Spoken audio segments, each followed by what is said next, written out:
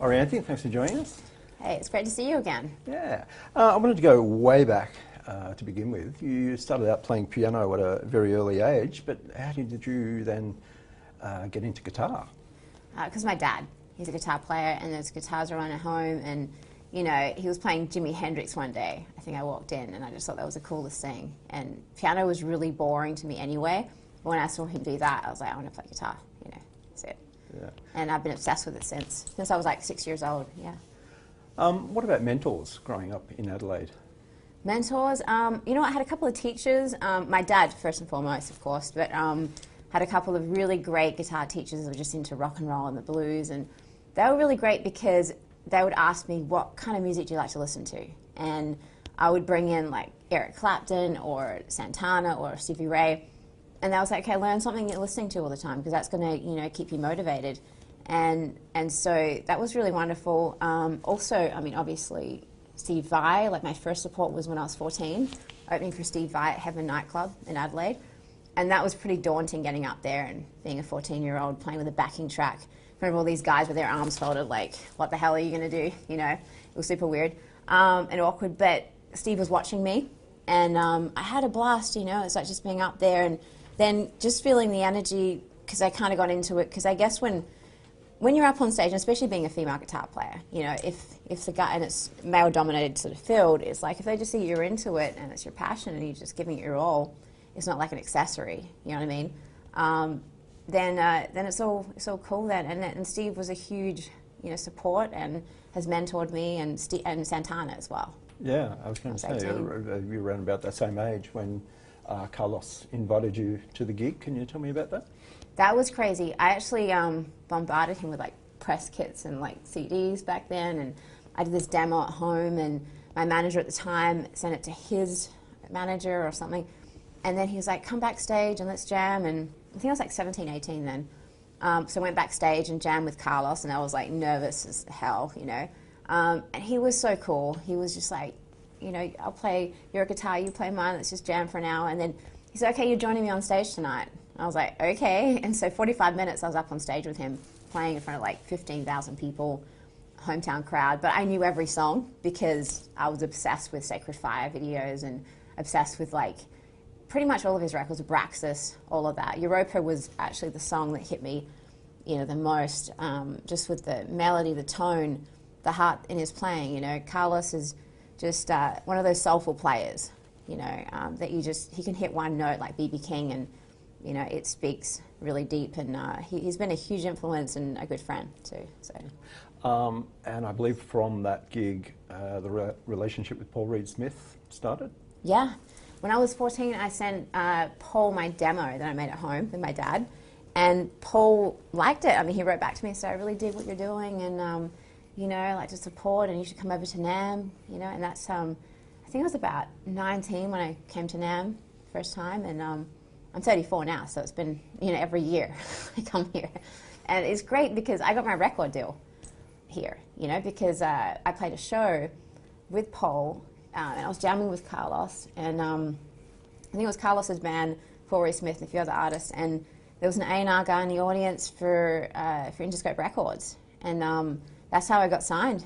So that's where it all began. So Namm is like a great place for musicians, for opportunities, connections, friends, all of that. It's a wonderful sort of networking, kind of crazy. Well, right now it's like a social gathering where it's like bombarded with all these friends you haven't seen in years from touring, but it's awesome. We spoke about Steve Vai, but you actually got to record with him on your track Highly Strung. Yeah. Tell me about that session. That was super cool. I don't know how it came about. I think it was on the phone with Steve, and I was like, let's do a song together. He's like, okay. So he's like, come over to my place next week and we'll write something. And I came over, and he had this sort of idea for the riff, and he's like, we should just go back and forth. And I was like, absolutely, that sounds amazing. And he had this drum machine thing going, and we recorded those guitars that you hear on that song are actually the guitars, the demo guitars that we you know, just recorded straight off the bat, like back and forth. And so we wanted to keep that sort of vibe. I think when you try to recreate it, which we did, it sounded weird because we weren't in the room together. And I think we spent a small fortune on re-recording it, you know, in different studios, and it just didn't sound like sonically like right, you know. I think sometimes when you're in the room and you're capturing that vibe, even if they're demo, you know, sort of parts and whatever. It's just like we just put it with the track, and Howard Benson co-produced that with Steve. So yeah, it was fun.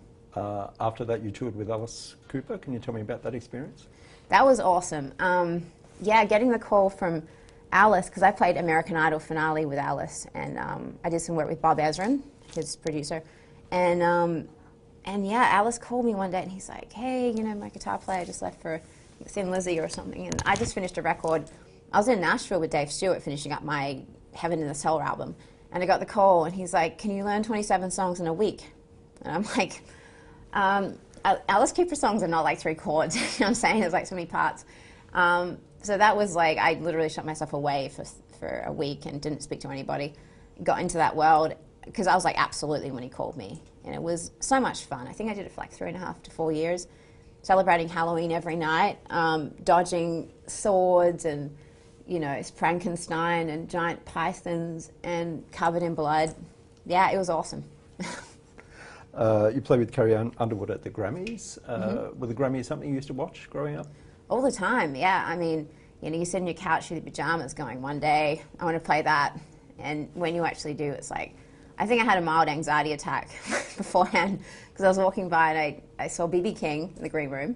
So I sat with him for a minute, and that was crazy. And then as I was walking up the steps, Bono, The Edge, Paul McCartney, everyone's walking by you, and you're like, oh my God, you know, this is actually happening. And then Carrie's like, you know, she actually was like really sweet that night, because she's like, just, you know, calm down, this is what you're born to do, like we're all musicians here, let's have fun.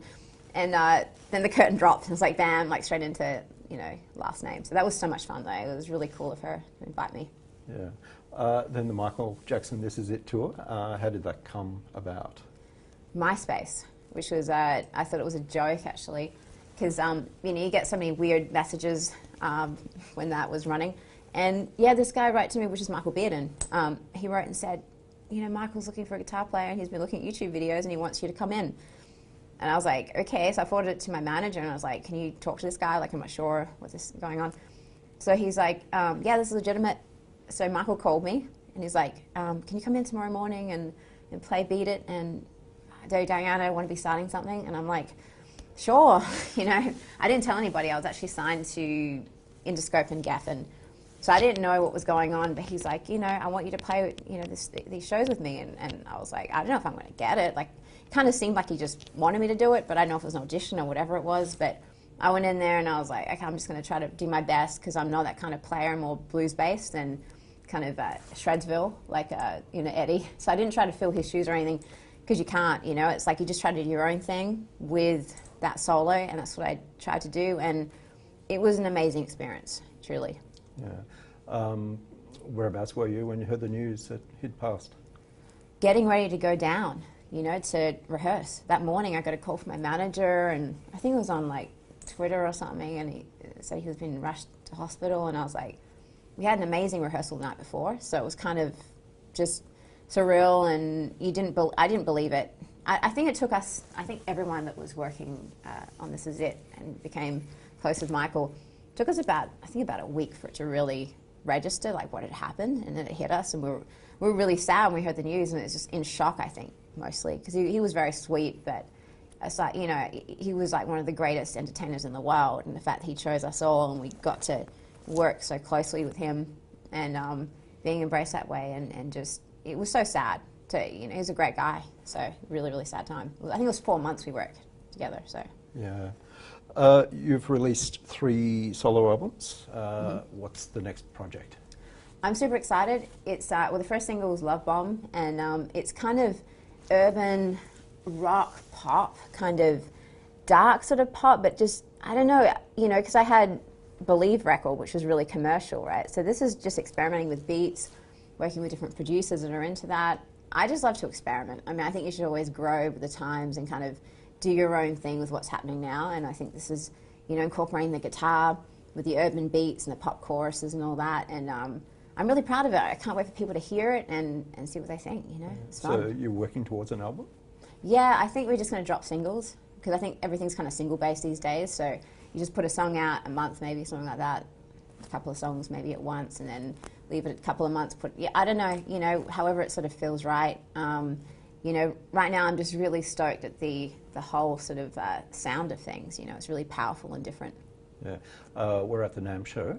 Let's talk about your relationship with the gear companies over the years. Who are the big ones that you've been involved with? Well, obviously Paul Smith. You know, favourite guitars, amazing people. You know, they're my family. And so I'm excited to go and say hello to them, give them a big hug. And then also Orange Amplifiers, which I'm very excited about too. I'd never played orange before. I don't know why, whether it was the colour or, I don't know. It's just bizarre, like I never tried them. And one of my friends, Pat Foley, he's like, you should try it out. So he sent me a Rockerbird Mark III, plugged into it, and I was like, this is amazing. Like, it's so powerful, just projects really well. It also, I mean, you have a ton of gain, but you can also dial it back, so it has that bluesier tone, a lot of clarity with it as well. And it's just a really just fat amp. And if you want like diversity and all that kind of stuff, that amp is perfect. And plus they coated it in gold for me. So I get to check it out for the She Rocks Awards, which is tonight. And yeah, they put like gold snakeskin on it. So I'm just like super stoked about the amp, but also the fact it's gold, you know. Yeah. In 2005, I asked you what you wanted from your music career. And you said, I guess to be able to tour the world and have people buy my albums, like my music would be awesome. I'd also like to get more girls to play guitar. You've become somewhat of a role model for women. Is that something you're conscious of? Of course, yeah. It's awesome now because, you know, when I first came here to Namm, there was like not that many female guitar players. Now there's so many. I think I did a study and it's like 50% of guitars are bought by women, but yeah, I think that's right, something like that. You know, so it's kind of equal now, and it's awesome. You know, more female guitar players, bass players, drummers, all of that. Yeah, you're playing the She Rocks Awards tonight. Yeah. How important do you think an awards for female musicians? Do you think that's a really important thing? You know, it's funny. Like growing up, I just thought of myself as one of the guys. Like I didn't, you know, particularly think I was, you know, everything like that. But it's great to do that, of course, because I mean, it's obviously a little bit harder, I think, sometimes, taken seriously or whatever it is. But I think tonight is such a wonderful, you know, award show because, you know, we're like, you know, it's a tribute to Janis Joplin, who kind of embodies that, you know, sort of strong female sort of presence and all of that, and what she did for music too, that, you know, she just was such a powerhouse, you know, and so inspirational, and freedom, everything, the way that she sang, the way she presented herself, all of that. And I'm a big fan of Janis and Jimi Hendrix and that whole era, so, you know, it's going to be a wonderful evening. Yeah. Do you have a bucket list of projects you'd like to get to? Yeah, I have so many things I want to do, yeah, for sure. Lots of collaborations I'd like to do, and different artists that are coming up now on the charts and all that kind of stuff. You know, I always listen to songs, I'm like, I'd love to collaborate with them or whatever. So yeah, it's just, I love to tour with this record and play all the festivals this year, next year with my band. You know, I love my band. And just continue to make more records and tour the world and all that. So, what are you most proud of in your music career? Most proud of? I'm not too sure. You know, it's funny, I don't get like sort of proud of things, you know what I mean? I was like moving forward, so I look back on things like fondly and go, that was really cool, and I'm really grateful that I had the opportunity, but I never sort of feel like, oh, I'm proud of myself, or you know, no, never. I always think I could do better, you know what I mean? It's like I'm always pretty hard on myself with that kind of stuff, and I think it's important to keep on moving forward and looking, you know, to the future and creating and better shows and better yourself.